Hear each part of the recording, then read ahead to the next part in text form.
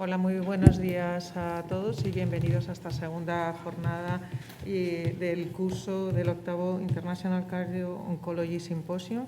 Mi nombre es Pilar Garrido, soy oncólogo médico en el Hospital Universitario Ramón y Cajal y lo primero de todo quería agradecer la invitación para comoderar esta mesa con el doctor Miguel Canales a mi izquierda.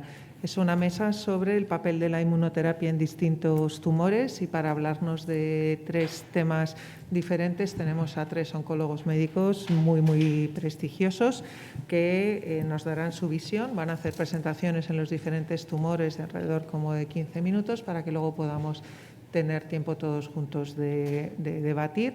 Sabéis que podéis participar activamente desde el público y también a través de una app que nos van a ir filtrando las preguntas de las personas que estén participando en el curso por streaming.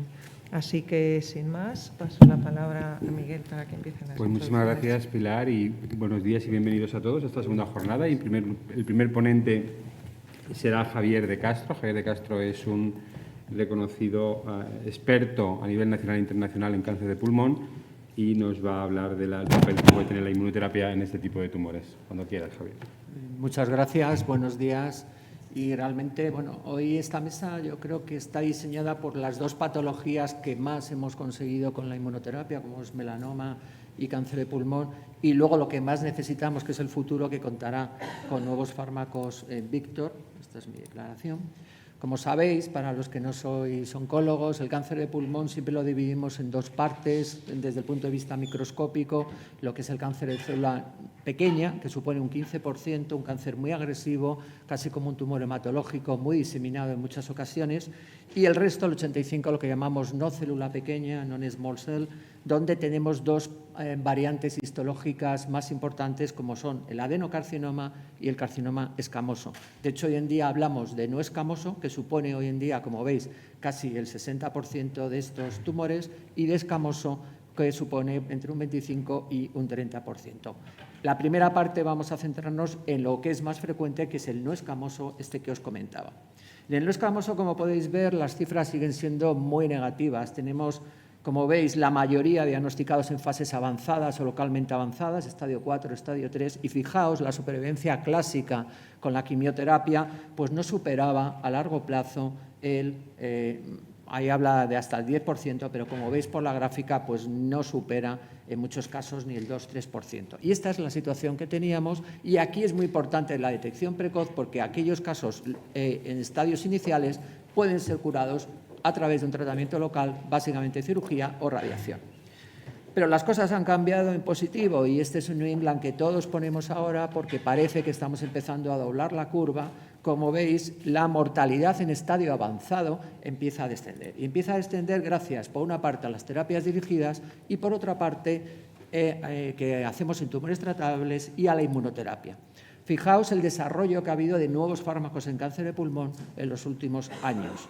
Estos son aprobaciones, la mayoría FDA, algunas europeas, pero tanto para terapias dirigidas en tumores con mutación driver y para inmunoterapia. Y vamos a centrarnos en la inmunoterapia, donde es muy importante ver que se han estudiado muchos biomarcadores. El más importante es la expresión de PDL1, PDL1, se ha testado en diferentes tumores, y en el único donde parece que tiene un valor informativo importante es en el cáncer de pulmón, pero sobre todo en esta alta expresión, porque es donde realmente marca un valor predictivo positivo muy alto, mientras que con expresión baja o nula el valor predictivo negativo de no tener es muy variable, como veremos al principio. De hecho, gracias a esto, pues se han hecho estudios, como veis, algunos con diferentes cortes, pero algunos solo centrados en altos expresores. Y el primero de ellos, que marcó un antes y un después en la oncología, fue el KEYNOTE-024, que comparó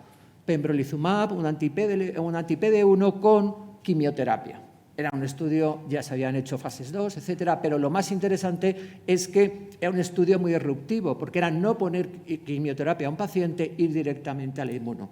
Y los datos, porque ya son maduros, ya tenemos, esto empezamos con los estudios hacia 2011 aproximadamente, pero ya tenemos datos a 5 años que nos dicen que cuando seleccionamos por alta expresión, como veis, tenemos un 30% de supervivientes a 5 años, estadio metastásico, cuando si recordáis no pasábamos de un 2-3% solo con quimioterapia y solo usando inicialmente inmunoterapia. Inmunoterapia que se utiliza durante 2 años y que además, como digo, era fundamental el ver esta diferencia. Fue un estudio absolutamente importante. Y otro dato es que lo que era la supervivencia libre de progresión, que es el tiempo que tarda los pacientes en progresar desde que tú empiezas, no es un buen valor predictivo en la inmunoterapia porque, como veis, si vamos hablando de medianas, que esto a veces es lo que cuentan los gestores, es que hay muy poca diferencia. Es que lo importante es las colas de las curvas, que es donde hay un grupo que progresa muy rápido, que son los de quimioterapia, y otro grupo que se mantiene. Con lo cual, la PFS, como decimos, no es un buen predictor. Y, desde luego, lo que empezamos a ver, luego hay una mesa de toxicidad y no voy a entrar, es que las toxicidades de la inmuno son casi todo, lógicamente, inmunomediadas y no tienen que ver, pero son importantes, hay que tenerlas en cuenta, no tienen que ver con las clásicas que tiene la quimioterapia. Cuando juntemos quimio más inmuno, sí que vamos a tener la suma de ambas. Estos estudios no son anecdóticos porque otros 2 fármacos, este es un estudio con atezolizumab, van con curvas en la misma línea. Estos son datos presentados el fin de semana pasado en ESMO, con otro de los fármacos, en este caso con un seguimiento a 3 años, en donde se plantea, como digo, el poner un tratamiento solo para altos expresores, solo utilizando esta situación. Pero no todos los pacientes funcionaban. Veíamos en esa parte de la curva que un 30% de pacientes sigue muriendo en el primer año de tratamiento, el primer año de vida, con lo cual había que reforzar, y aquí las opciones pueden ser añadir quimioterapia, utilizar una doble inmunoterapia sola o en combinación con la quimio, y esto con ensayos clínicos versus quimioterapia. Y en este sentido, para no escamosos, esa población que es la más frecuente, también ha sido paradigmático el Keynote 189. Estudio que comparó la quimioterapia convencional, carboplatino pemetrexed, que es la que utilizamos en no escamosos, añadiendo pembrolizumab, seguida de quimioterapia de mantenimiento, y ese pembrolizumab hacia 2 años. Aquí estamos hablando de toda la población, aquí no seleccionamos por PDL1 y aquí nos encontramos que ya tenemos datos maduros que se presentaron también el fin de semana pasado en París, con datos a 5 años que nos dice que un 20% sin seleccionar por PDL1 son largos supervivientes. Pero el PDL1 sigue siendo importante porque vemos que si vemos la tasa de respuesta es mucho mayor en los pacientes a medida que tienen una expresión alta que los que tienen una expresión baja. Pero, sin embargo, como veis, tenga expresión positiva o negativa, se produce un beneficio de esta situación. Y otro punto importante es que el tratamiento con este fármaco se mantiene hasta 2 años.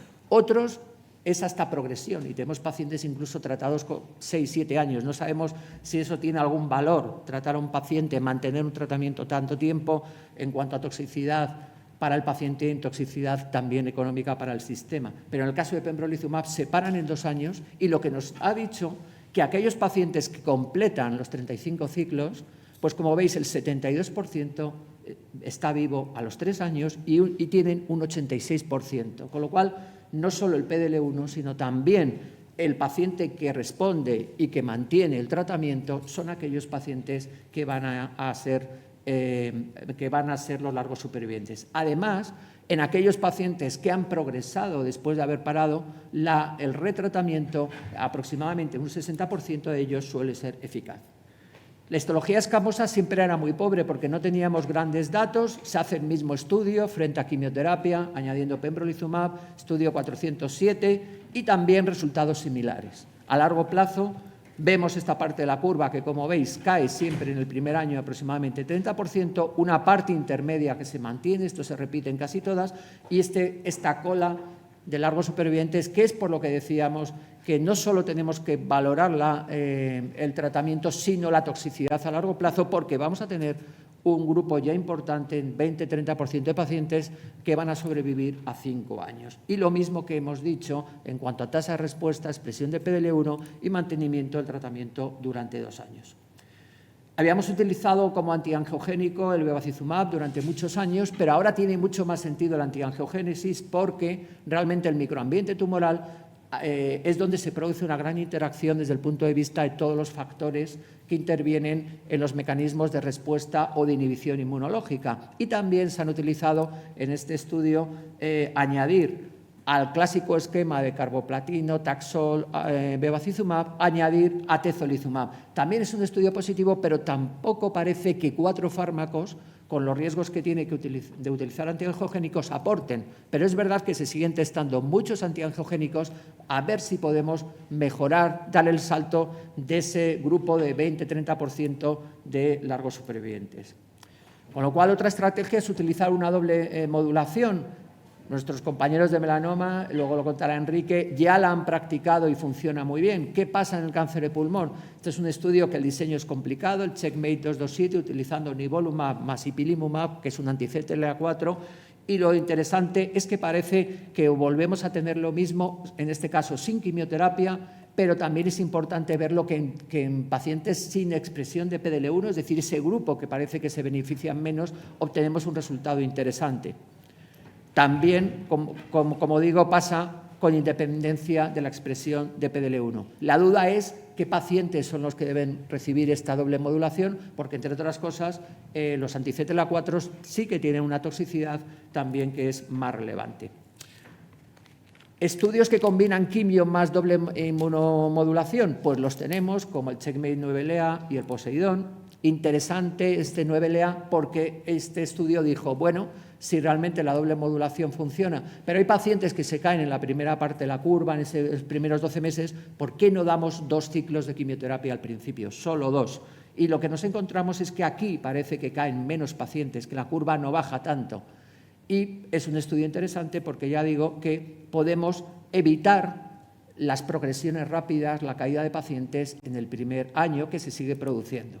Y otra cosa interesante de esta doble modulación es que prácticamente no, en este caso, vemos que todos los grupos con independencia del marcador del PDL1 no tienen diferencias. Con lo cual parece que cuando modulamos con 2 inmunoterápicos, parece que aquí el biomarcador pierde eficacia y lo que tenemos que, o estamos tratando de estudiar, hay conmutaciones, hay otra serie de cosas, es qué pacientes son los que no se van a beneficiar con los tratamientos que hasta ahora he comentado y cuáles se van a beneficiar.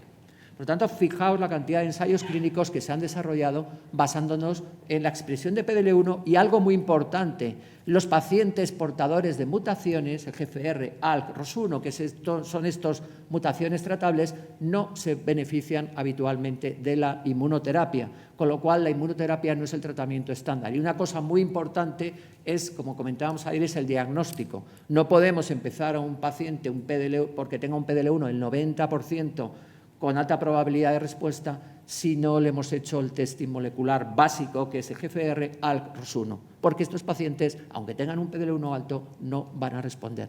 Sin embargo, van a vivir de una forma muy prolongada recibiendo terapias dirigidas, generalmente inhibidores tirosina quinasa.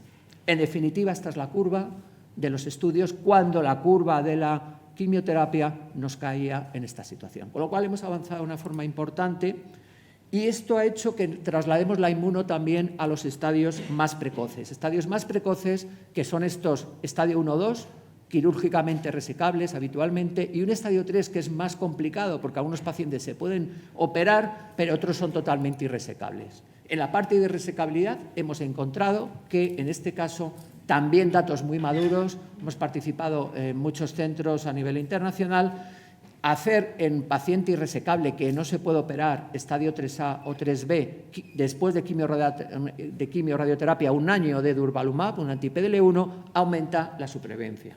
Pero aquí no solo hablamos de aumentar la supervivencia, sino que, como veis, aquí estamos hablando de una diferencia de casi 10 puntos a 5 años en un estadio 3, que posiblemente estamos hablando de un aumento de curación de pacientes, con lo cual estamos hablando de que casi un 50% de pacientes que tenían muy mal pronóstico, solo con la quimioradio, solo se curaba aproximadamente un 30, un 35%, aumentamos a esta situación. Y la gran revolución que está llegando es qué hacer en los estadios precoces con la cirugía. Y tenemos 2 alternativas, o intentar antes de la cirugía un tratamiento, si el paciente es resecable, un tratamiento previo, de si podríamos hacerlo con quimio, añadiendo inmuno o un tratamiento posterior a la cirugía. Y estas son las estrategias de adyuvancia después de la cirugía, donde hay un racional biológico para combinar, y hay ya 2 estudios que demuestran que utilizar, en este caso, en una alta expresión de PDL1, inmunoterapia un año después de haber recibido, o sea, durante un año después de haber hecho cirugía y quimioterapia, no tenemos datos de supervivencia global todavía, tenemos datos de supervivencia libre de enfermedad, es positivo. Y otro estudio, el otro era con atezo, este es con pembrolizumab, donde parece que esta estrategia también puede aumentar la supervivencia de los pacientes. ¿Qué ocurre con aquellos pacientes que pueden ser potencialmente resecables, pero tienen tumores grandes y demás? ¿Qué papel puede tener la quimio-inmuno o la inmuno sola? Se han testado en muchos fase 2. Es importante aquí la investigación del Grupo Español de Cáncer de Pulmón, en la que hemos intervenido muchos. Fijaos, en esta situación tenemos respuestas patológicas completas en este fase 2, pero lo interesante que en una población de mal pronóstico tenemos casi a un 82% a 3 años vivo, con lo cual se están haciendo estudios fase 2 aleatorizados del grupo, el NADIN-2, y ya tenemos datos de estudios internacionales comparativos donde van en esta línea. Parece que utilizar quimio-inmuno antes de la cirugía puede ser también eficaz. Y ya para acabar, ese pequeño grupo de pacientes con cáncer de célula pequeña, que era un grupo que, fijaos, la mayoría se detecta en fase avanzada, 70%, pero fijaos que la mediana, o sea, el porcentaje de supervivientes a 2 años no pasa del 5%, incluso cuando está limitada, que utilizamos quimiorradioterapia, no pasa del 20% de pacientes, con lo cual hay un campo de mejora. Aquí tenemos la llegada de nuevo de quimio más inmuno con 2 ensayos clínicos, el Empower 133, el Caspian, 2 anti-PDL1, pero como veis, la magnitud de beneficio, aunque estadísticamente significativa, aquí hemos avanzado poco, con lo cual esta es un poco la situación de mejora que más tenemos en este grupo de pacientes. Así que este es el algoritmo, este es el gold estándar de lo que estamos haciendo en enfermedad avanzada, donde seleccionamos por mutación driver y por expresión de PDL1, como he comentado.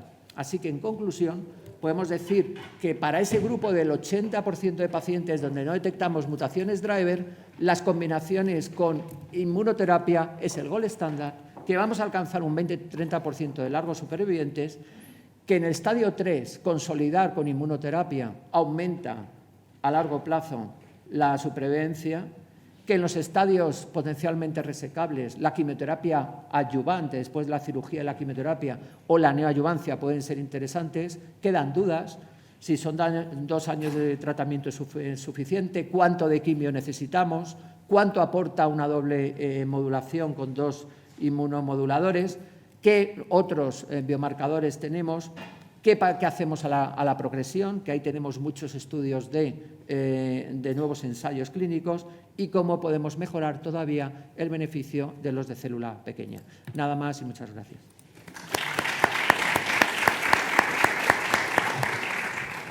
Muchas gracias, Javier. Desde luego el cáncer de pulmón es un tumor fascinante. Y ahora pasamos al tumor que fue pionero, como también ha dicho Javier, ¿no?, en el uso de la inmunoterapia, que es el melanoma, y lo va a presentar Enrique Espinosa, que es un experto reconocido a nivel nacional e internacional en este tumor y que también trabaja aquí en el Hospital La Paz. Gracias, Enrique. Bueno, buenos días a todos. Muchas gracias, en primer lugar, por la invitación para participar en este curso. Bueno, voy a comentar cómo se trata de forma sistémica el melanoma. En realidad tenemos 2 tipos de tratamientos que son los que aparecen en esta diapositiva. Para tratar de forma sistémica el melanoma podemos recurrir a la terapia dirigida, que es la que aparece en el lado izquierdo de la diapositiva. Es importante saber que para poder utilizar la terapia dirigida necesitamos que el tumor esté mutado en BRAF. Eso sucede más o menos en la mitad de los enfermos. Y lo que se hace es combinar un inhibidor de BRAF con un inhibidor de MEK, esos 2 tipos de fármacos. Y hay 3 combinaciones, 3 inhibidores de BRAF con sus respectivos inhibidores de MEK. Esto tiene interés desde el punto de vista cardiológico porque los inhibidores de MEK son de los fármacos que típicamente pueden reducir la FEBI.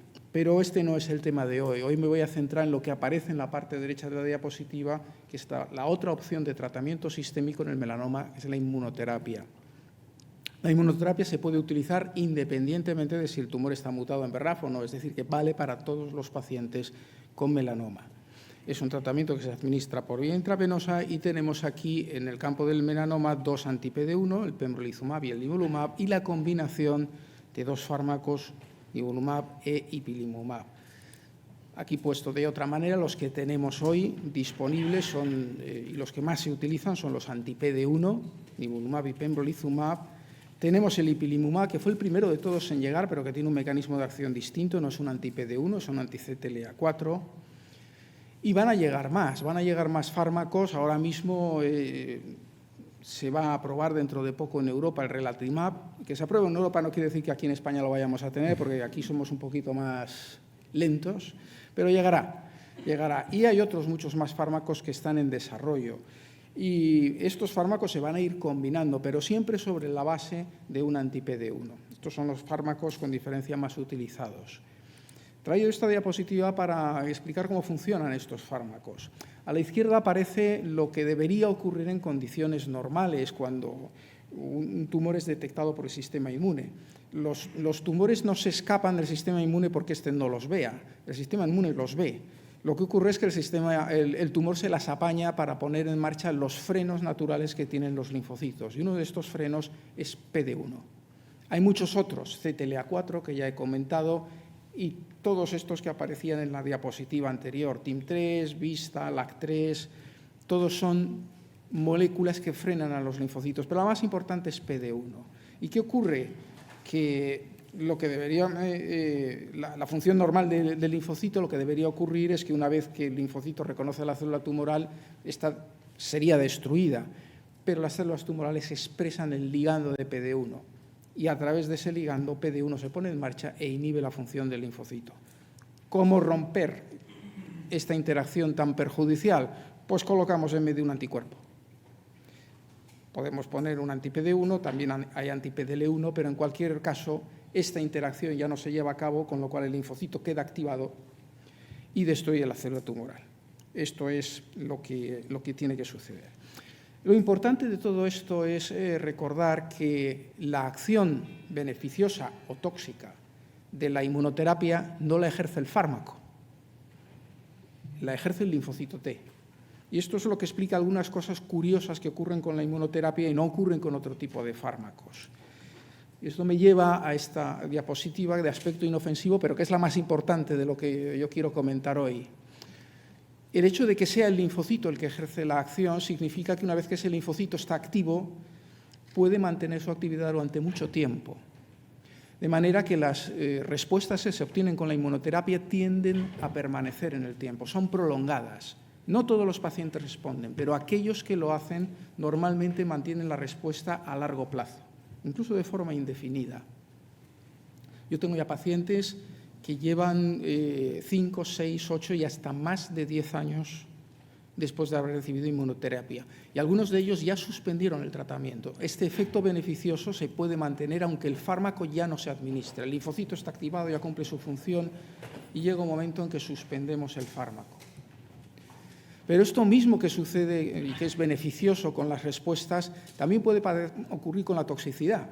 Y es que la toxicidad es bastante impredecible. Recordemos, no la produce el fármaco, la produce el linfocito T. Y una vez que hemos convencido al linfocito de que se active, a veces es difícil convencerlo de que se esté quieto. ¿Qué significa esto? Que la toxicidad puede aparecer en cualquier momento y muchas veces cuando menos la esperamos. Es verdad que la mayor parte de los efectos secundarios se concentran en los primeros meses de tratamiento, pero pueden aparecer en cualquier momento, incluso aunque hayamos suspendido el fármaco.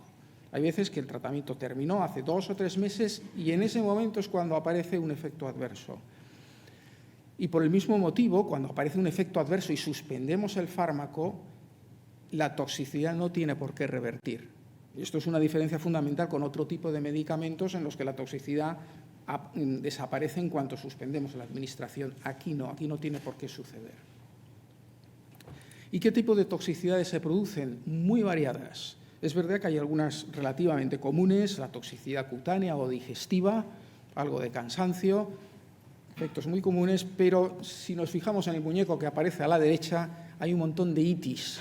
Todas las itis que a uno se le puedan ocurrir pueden aparecer como efectos secundarios de la inmunoterapia. Hígado, pulmones, riñones, glándulas, lo que uno quiera.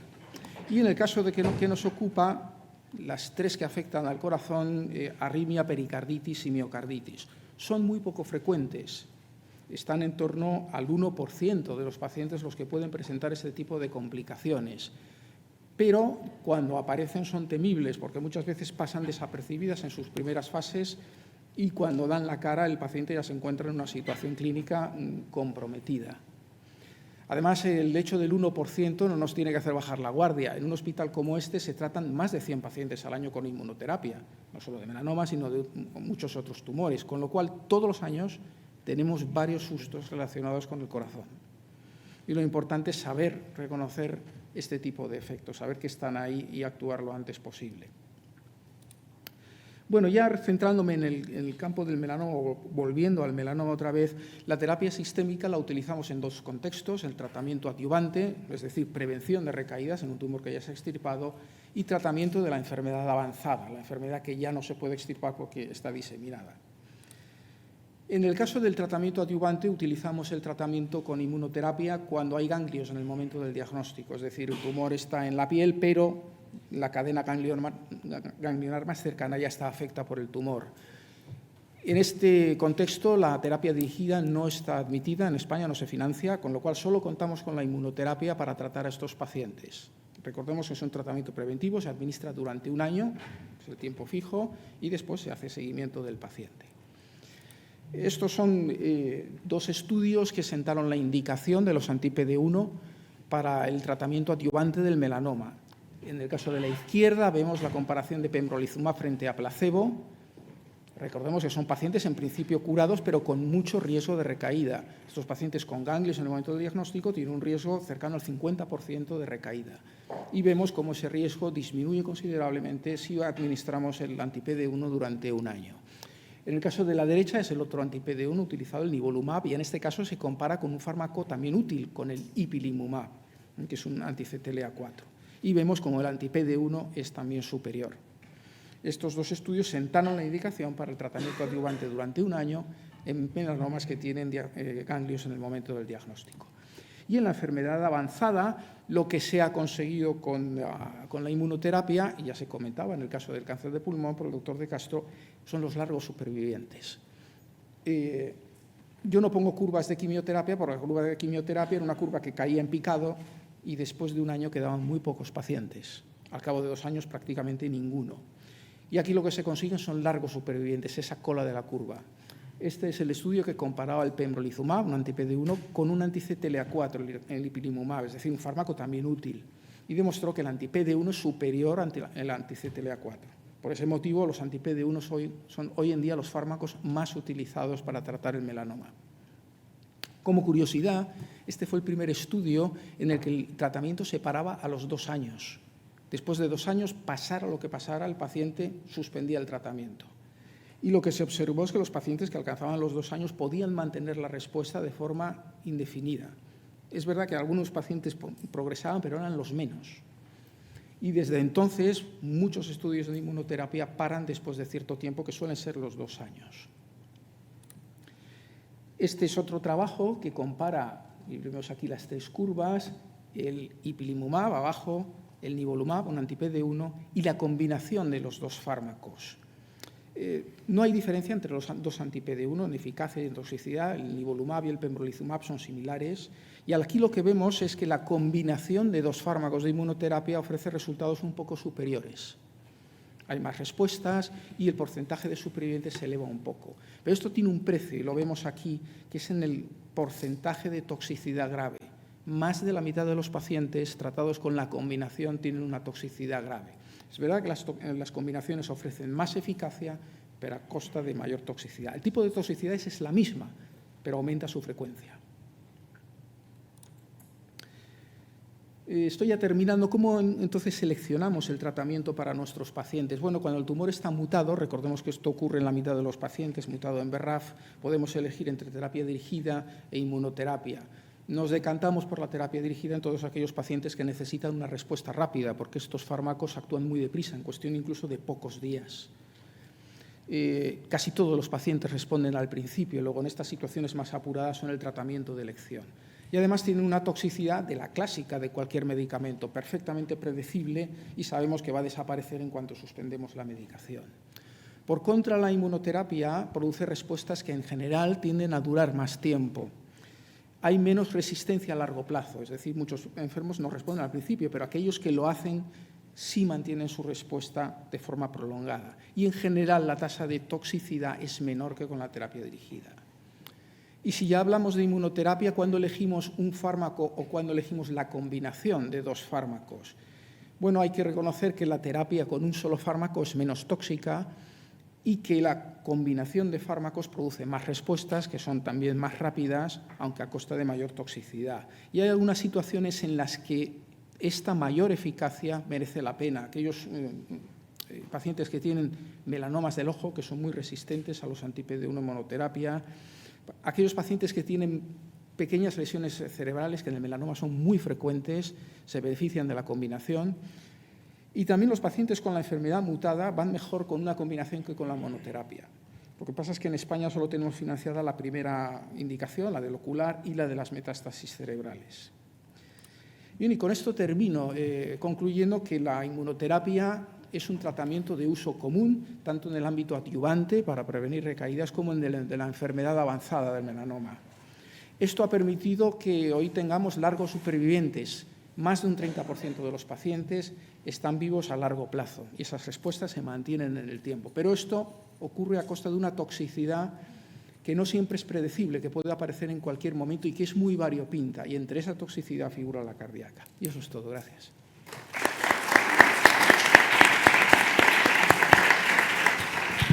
Muchas gracias, Enrique, por la excelente presentación y por ajustarte perfectamente al tiempo. Y el último ponente de la mesa, de esta mesa, será el doctor Víctor Moreno, también formado aquí en el Hospital La Paz y que actualmente trabaja en la Fundación Jiménez Díaz, con una labor de investigación, la verdad es que muy importante, de la que nos va a hablar ahora. Muchísimas gracias, Víctor. Muchas gracias por la presentación, gracias por la invitación, Javier. Bueno, pues os voy a hablar de lo que va a venir. Yo lo que hago son fases 1, nuevos fármacos, y hasta ahora hemos estado hablando de anticuerpos monoclonales, los anti-PD1, anti-CTLA4, que son inhibidores del checkpoint. También ha habido citoquinas, vacunas, incluso terapia celular, que hoy en día ya ha habido demostración en melanoma que la terapia con linfocitos infiltrantes de tumor, extrayendo un tumor, sacando los linfocitos del tumor e infundiéndolos al paciente sin modificar, son capaces de mejorar incluso algunos de los anticuerpos monoclonales. Pero bueno, es una terapia que todavía pues sigue siendo investigacional.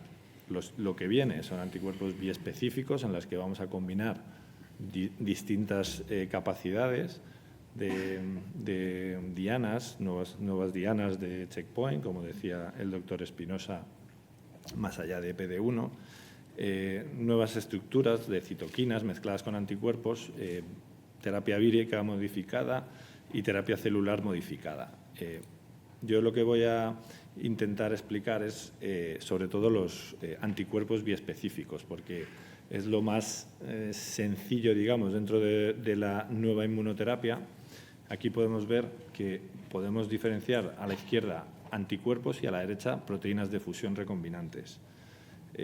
Los anticuerpos biespecíficos pueden ser inmunes biespecíficos, es decir, que van a dirigirse a alguno de los inhibidores del punto de control, como hemos comentado antes, PD1, CTLA4, pero existen muchos más. Estos son inhibidores, bloquean la actividad del linfocito T, y estos son activadores. Entonces, aquí los anticuerpos que se unen a estos receptores van a ser agonistas e intentar pisar el acelerador, ¿no? Por otro lado, tenemos los biespecíficos, que son denominados T-cell engagers, porque lo que hacen es unirse al CD3, que es básicamente el receptor del linfocito T, y por otro lado van a dirigirse a un antígeno tumoral. Entonces van a producir una sinapsis directa del linfocito T citotóxico, reconociendo un antígeno tumoral, y se va a activar. Y estos son T-cell engagers. Y las proteínas de fusión recombinantes son un poco diferentes. Las más conocidas son los ImmTACs, que básicamente es un receptor soluble del linfocito T. Esta es la parte que va a reconocer el antígeno presentado en el HLA, en el antígeno mayor de histocompatibilidad.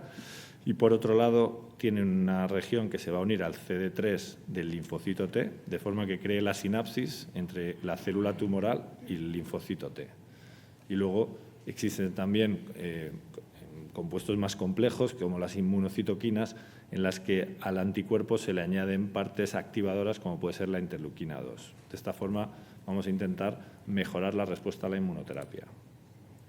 Y esta diapositiva es la más importante para entender todo esto, porque aquí veis, esto es la sinapsis normal. Arriba sería una célula tumoral y abajo un linfocito T citotóxico.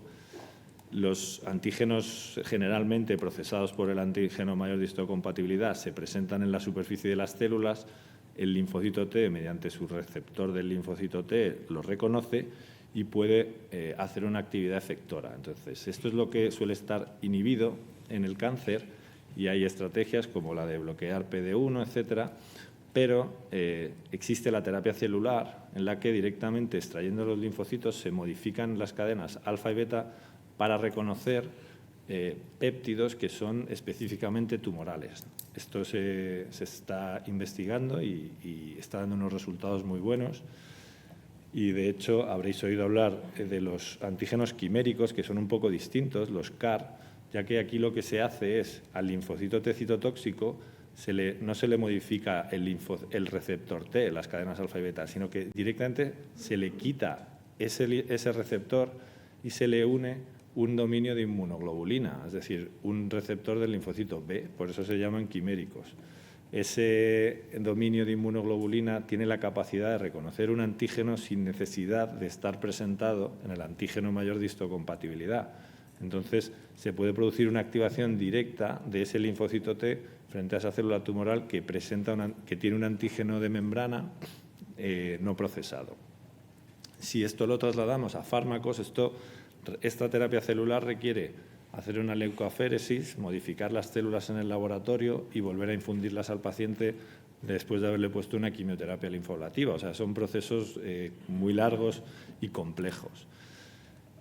¿Cuál es la alternativa? Pues precisamente los T-cell engagers. Estos anticuerpos biespecíficos lo que hacen es, por un lado, unirse al antígeno presentado en membrana y por otro al CD3, al receptor del linfocito T.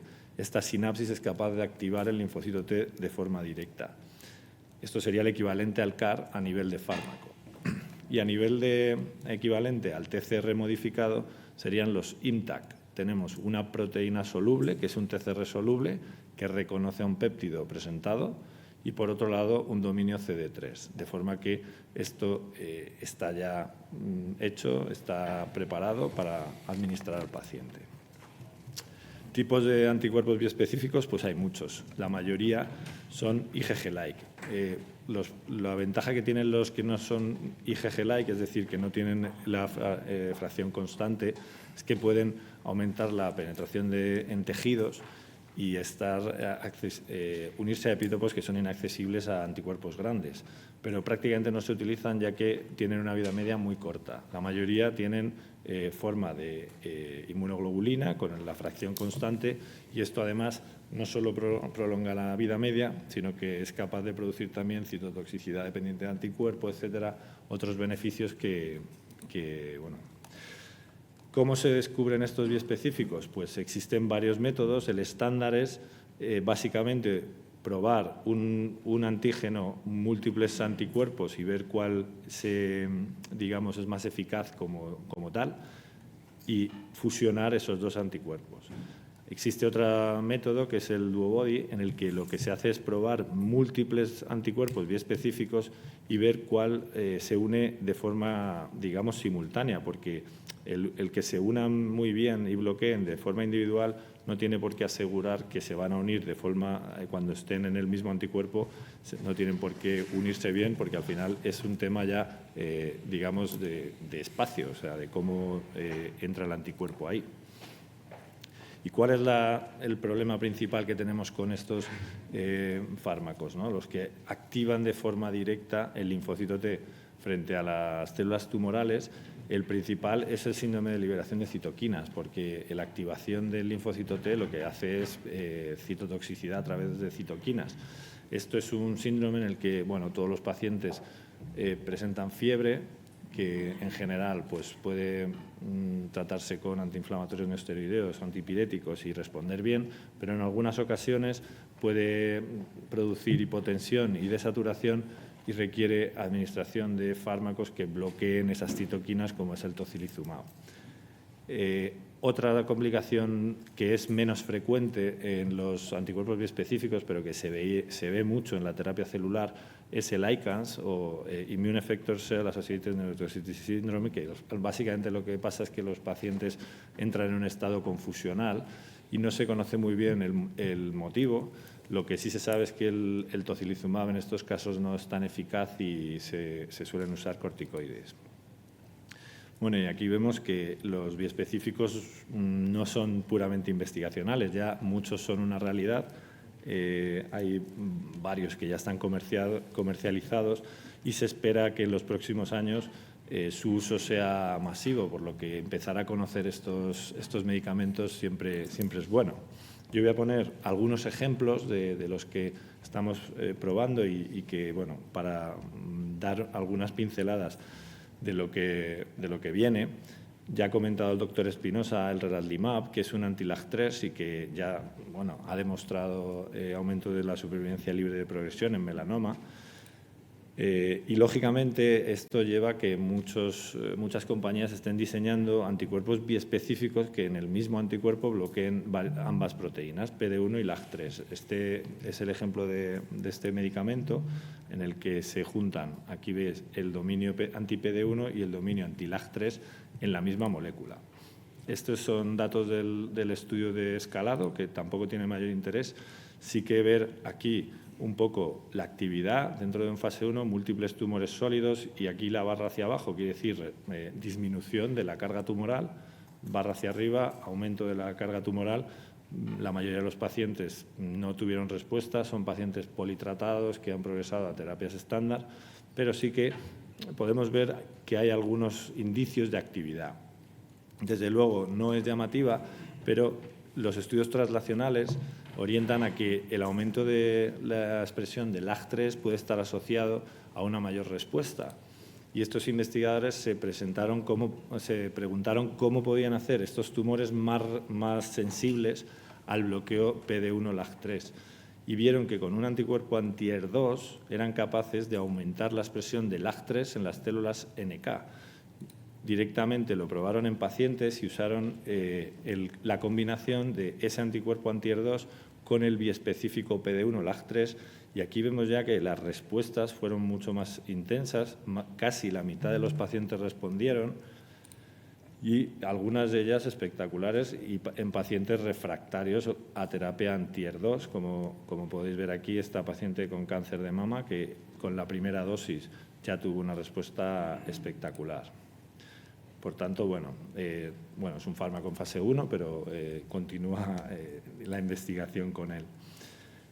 También se están diseñando biespecíficos PDL1, CTLA4, los dos checkpoints que han triunfado, ¿no? Sobre todo en melanoma y pulmón, como hemos visto antes. Y este estudio me parece bastante interesante porque es en un tumor que hasta hace poco también tenía pocas opciones, como es el carcinoma hepatocelular. Aquí ya el uso de un anti-PDL1 como el atezolizumab en combinación con bevacizumab, un antiangiogénico, ya ha demostrado beneficio. Y si vemos en este estudio que combina el lenvatinib, que es un inhibidor tirosinquinasa, con este anticuerpo biespecífico, prácticamente todos los pacientes respondían y mantenidas en el tiempo. Por tanto, este fármaco se está lógicamente testando ya en fase 3, intentando validar estos resultados. Pero claro, aquí todo el rato estamos hablando de checkpoints y T-cell engagers, que son básicamente T-cell engagers, la señal 1, la activación del linfocito, checkpoints, quitar los frenos. Pero siempre cuando nos acordamos de la inmunología de la facultad, nos acordamos que el linfocito T también necesita una señal que se llamaba señal 2, la coestimulación. Esto con los CARs, los hematólogos ya lo vieron. Los CARs de primera generación, que solo llevaban la señal 1, no funcionaban. Empezaron a funcionar cuando se le asoció la secuencia de un coestimulador, CD28 o 41BB. Entonces, estamos haciendo lo mismo. En tumores sólidos se están empezando a diseñar anticuerpos que aporten esa coestimulación. Uno de ellos es el FAP41BB. Lo que hace es unirse, por un lado, el dominio FAP es la proteína activadora del fibroblasto, se va a pegar al estroma tumoral, y por otro, al 41BB, que es el coestimulador. De forma que si somos capaces de combinar la señal 1 con un T-cell engager y el coestimulador, la respuesta va a ser mejor. Hasta ahora, datos de eso todavía no hay, se están haciendo fases 1. Lo que sí hay son datos de esa combinación de señal 2 más atezolizumab, que es un anti-PDL1, y se ve que hay actividad antitumoral en fase 1 en múltiples tumores y que es un fármaco bien tolerado. No voy a entrar tampoco en estos detalles. Existen muchísimos estudios ahora mismo en desarrollo con estos biespecíficos, muchos de ellos juntando y bloqueo de checkpoint, coestimulación, estimulación directa antígeno, etc. Ejemplos de T-cell engagers. Este fue el primero. De hecho, BiTE, Bispecific T-cell engager, es una marca que está registrada por Amgen, que fabricó el blinatumomab, que es un CD3-CD19 y que fue el primer BiTE aprobado. En tumores sólidos estamos probando estrategias similares. Este es un biespecífico que se une por un lado al antígeno carcino embrionario y por otro al CD3 en las células T. Como hemos comentado antes, la toxicidad es bastante importante, diarrea 46%, sobre todo por el síndrome de liberación de citoquinas. Pero se produce un efecto que es bastante bonito, entre comillas, que es la inflamación tumoral. Aquí vemos un paciente que después de la primera dosis, a las 48 horas se le hizo un TAC y se ve claramente una neumonitis rodeando la metástasis. Pacientes en este estudio, tengo que destacar que no he dicho que este ensayo es en cáncer de colon, que es un tumor que no responde a la inmunoterapia estable, digamos, que no tiene inestabilidad de microsatélites. Y aquí vemos que con este fármaco ya se empezaba a ver respuestas en algunos pacientes. Esto es un ensayo de escalado, también las dosis son distintas. Y aquí vemos que las respuestas podían ser duraderas. Para ser tumores refractarios vemos que aquellos pacientes tratados a dosis mayores de 60 miligramos, la mayoría respondían y tenían una respuesta que podía durar. Este fármaco sigue aún en desarrollo y estamos probándolo añadiendo la coestimulación. Hay otros ejemplos, como es el tarlatamab, que es un biespecífico frente a DLL3, que es una proteína que se expresa frecuentemente en el carcinoma microcítico de pulmón, de células pequeñas.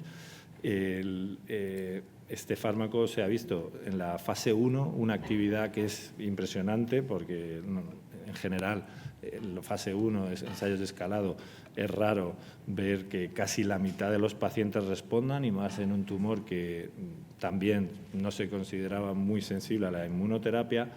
Y las respuestas suelen ser duraderas, como sucede con la mayoría de la inmunoterapia. También, frente al antígeno prostático, el PSMA-CD3, el AMG 160, en este estudio, que también son pacientes que han progresado a la terapia estándar, vemos que el síndrome de liberación de citoquinas, de nuevo, 25%, aunque en general solía ser bien tolerado y reversible, ¿no? Y aquí vemos las respuestas del PSA en más de la mitad de los pacientes, ¿no? Por tanto, pues parece que tiene un perfil bueno. Mi conclusión de los T-cell engagers, por un lado, como he dicho, se ve eficacia, pero creo que debería ser mejor.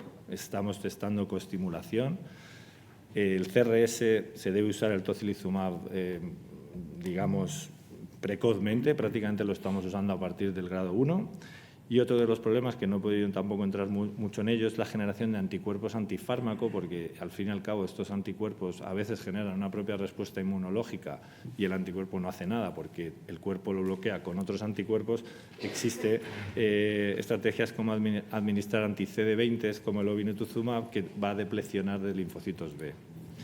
Y por último, quería hablar de los IMTACs, que como hemos comentado, receptor soluble del CD3, sobre todo porque este es el primer fármaco biespecífico que ha demostrado... Tenemos muy poco tiempo. Sí, es un minuto. Perfecto. Que ha demostrado aumento de supervivencia en melanoma uveal, y tenemos otros que vienen, como el PRAME, que voy a ir directamente a la respuesta y se ve que tenemos respuesta en múltiples tumores sólidos y son prolongadas. Como conclusión, nada, decir que los anticuerpos biespecíficos son capaces de producir una respuesta inmunogénica mediante varias vías que pueden superar la resistencia. Los T-cell engagers estamos viendo actividad que es prometedora, aunque el problema es encontrar ese target. Y por último, que las proteínas de fusión solubles pues son un landmark porque han prolongado por primera vez la supervivencia global. Gracias.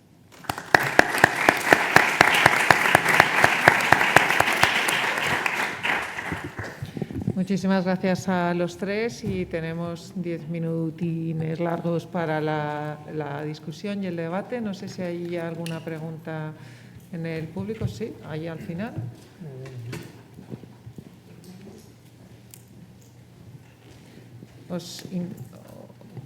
Buenos días, Eduardo Zatarain, del Gregorio Marañón.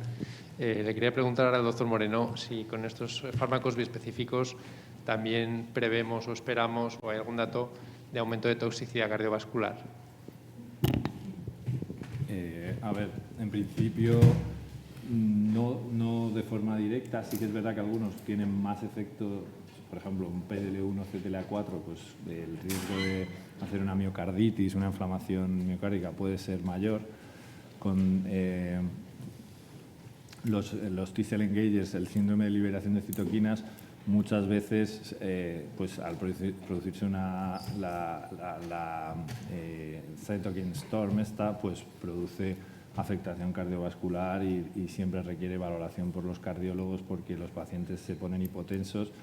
Lo que sí que me gustaría destacar es que se debe evitar el uso de aminas al principio de un síndrome de liberación de citoquinas porque responde muy bien al tocilizumab, pero si se empieza a poner drogas vasoactivas desde el primer momento, se empieza a producir pues, una acidosis y se vio que los pacientes empeoraban si se usaban aminas de forma inicial. Entonces, paciente con fiebre e hipotensión después de un biespecífico T-cell engager se debe tratar con volumen y tocilizumab y ya, evidentemente, si no mejora, UBI y aminas. Pero creo que es importante también conocer ese dato.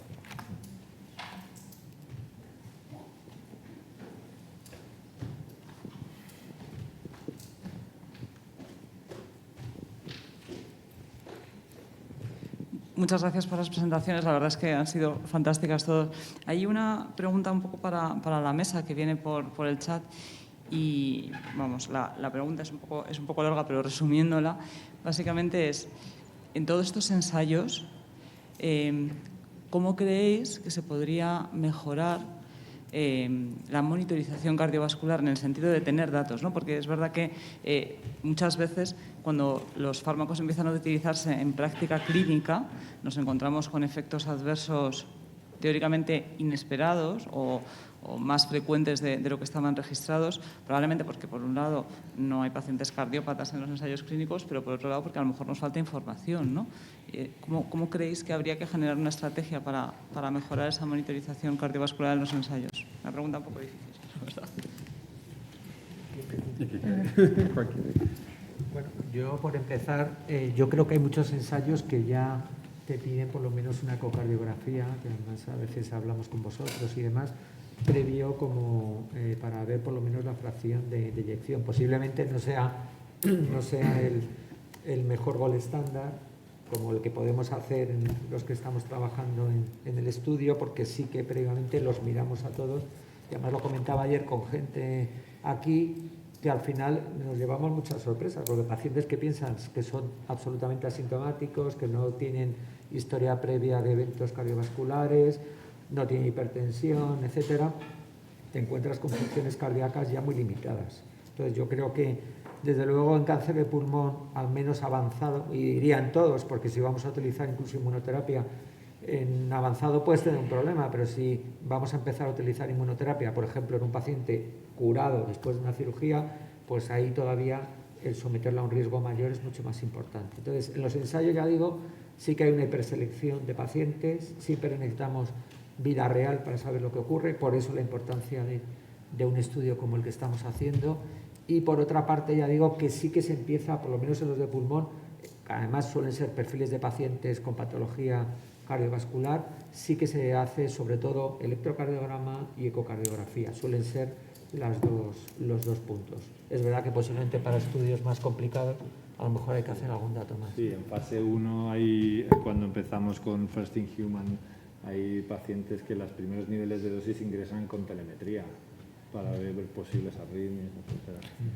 Luego yo añadiría que hay una ventana de oportunidad en analizar, aunque sea retrospectivamente, la información que está recogida en los estudios, precisamente porque como te piden todos esos datos y es una población que tú has analizado prospectivamente, luego a lo mejor en la publicación o en la comunicación del Congreso no se va a poner el acento en nada de eso, si no es muy llamativo, pero toda esa información está recogida y muchas veces si luego tú pides a la compañía que quieres hacer un análisis, pues de ahí a lo mejor se pueden extraer datos en ambos sentidos, ¿no? De analizar más en profundidad la seguridad o el hallazgo de cosas que no son muy relevantes en una población tan seleccionada, pero que sí pudieran serlo en una población menos seleccionada, ¿no?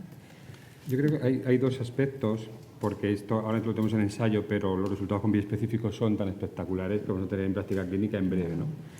Y creo que hay dos, al menos en linfoma o en patología hematológica, muchos de estos pacientes han recibido ya primeras líneas de tratamiento con antraciclinas, con lo cual vas a tener que tener un conocimiento basal de qué situación están. Y luego en segundo, y lo decía también Víctor en su presentación, depende mucho, ese síndrome de liberación de citoquinas, lo que estamos viendo, al menos en patología hematológica, es que puede ser diferente el linfoma que, por ejemplo, en mieloma. En linfoma vemos poco CRS grave, es decir, estamos viendo CRS por debajo del 5% de grado 3, pero en mieloma se ve con más frecuencia, incluso con síndrome de liberación de activación macrofágica. Entonces, yo creo que vamos a tener que aprender, de acuerdo a los, por ejemplo, en el caso de los bioespecíficos, cuáles estamos utilizando para monitorizar específicamente, porque las complicaciones van a derivar de ese síndrome de liberación de citoquinas, ¿no? Entonces, es, como bien decía también Pilar, una ventana de oportunidad para centrarnos ahí. Y luego, aparte de las medidas preventivas o de detección precoz, yo creo que es importante tener sentado en cada centro un protocolo de actuación. ¿Qué hacemos en el caso de que se sospeche una toxicidad? Eso hay que tenerlo hablado con el servicio, entre los servicios implicados, cardiología con oncología, con hematología, y por eso me gusta mucho la charla que viene luego, ¿cuándo hay que llamar al cardiólogo? No es cuando uno se le ocurre, eso tiene que tener su protocolo en cada centro. Yo quería compartir una reflexión y ver la opinión sobre todo de Javier y de Enrique, en el sentido de lo que ha estado comentando Víctor, ¿no? Digamos, la inmunoterapia ha supuesto una oportunidad excelente para nuestros pacientes. Tratamos a todos y solo se benefician un porcentaje, porque se ven en cáncer de pulmón el 20-30%. Conseguimos muy larga duración de respuesta, pero no identificamos cuáles son los respondedores y tiene la cara oculta de que la toxicidad es impredecible, de cuándo aparece y si persiste y de la intensidad.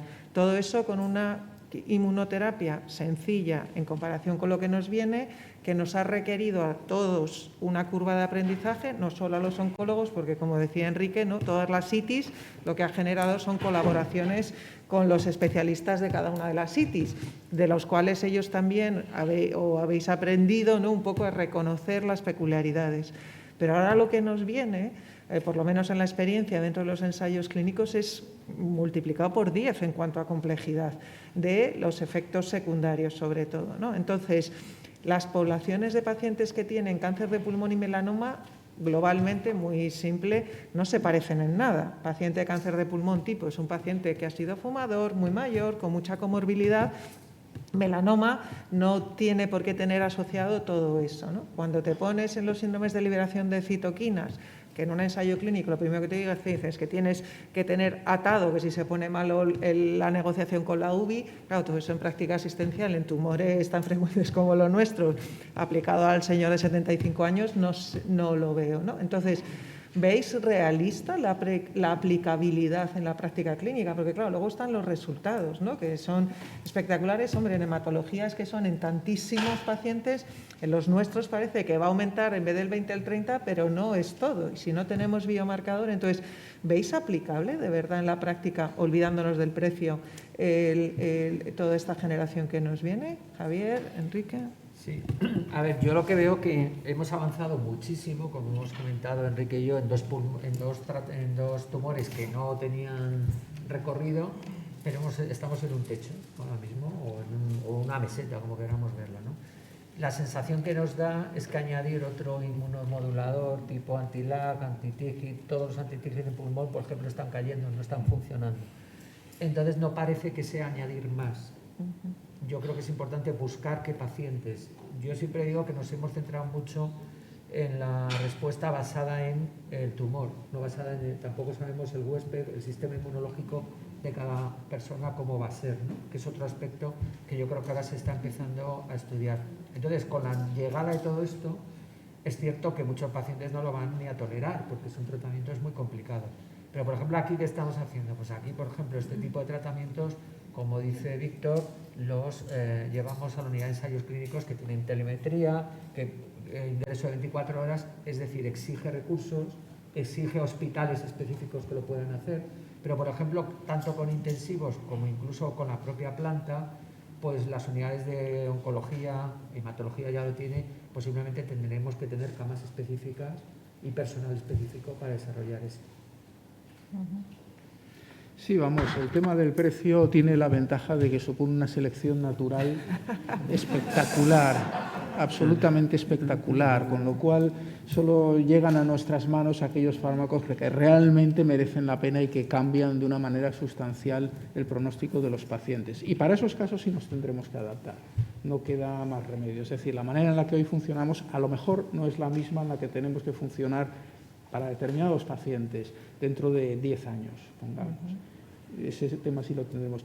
Ahora mismo de lo que hay, va a llegar el Tebentafus, que es un biespecífico, vamos, un INTAC de estos para el melanoma ocular. Todavía no tiene precio en España, quiero decir, ahí ya está seleccionado, pero llegará. Pero el síndrome de liberación de citoquinas que produce es bastante llevadero. Se puede manejar en plantas sin necesidad de hacer cosas espectaculares. Pero el día de mañana llegará otro fármaco que será más complicado. Si merece la pena, nos tendremos que adaptar. Y luego que mejorará, porque ya estamos a ensayos con TLRs que el TOCI se da de pretratamiento. O sea, que a lo mejor mejora la tolerancia. En melanoma, ¿no? En ESMO se presentó. El TOCI son 300 euros, ¿no te creas? Muy bien, pues estamos fuera de tiempo. Agradecer a los ponentes por sus magníficas presentaciones, agradecer a la doctora Garrido la comoderación en esta mesa, a todos ustedes por asistir desde aquí y desde sus casas o desde sus lugares de trabajo, y agradecer a Teresa, alma mater de este simposio, por la organización de esta nueva edición. Muchísimas gracias. Gracias.